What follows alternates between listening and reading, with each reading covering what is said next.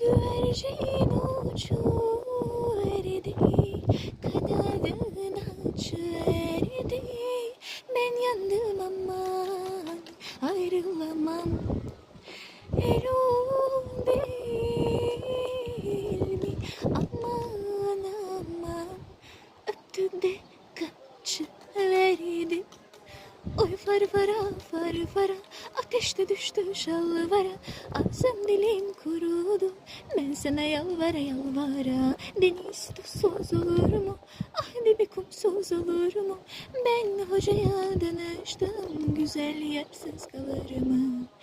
Güvercinim uyur mu? Çağırsam uyanır mı? Ben yandım aman, ayrılamam. Sen orada, ben burada. Aman aman, buna can dayanır mı?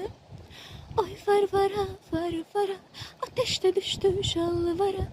Ağzım dilim kurudu, ben sana yalvara yalvara. Deniz tuzsuz olur mu? Ah dibi kumsuz olur mu?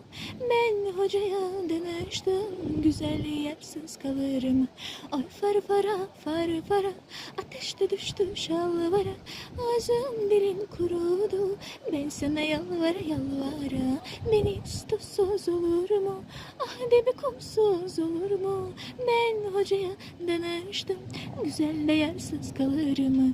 Ben hocaya danıştım, güzel yersiz kalır mı?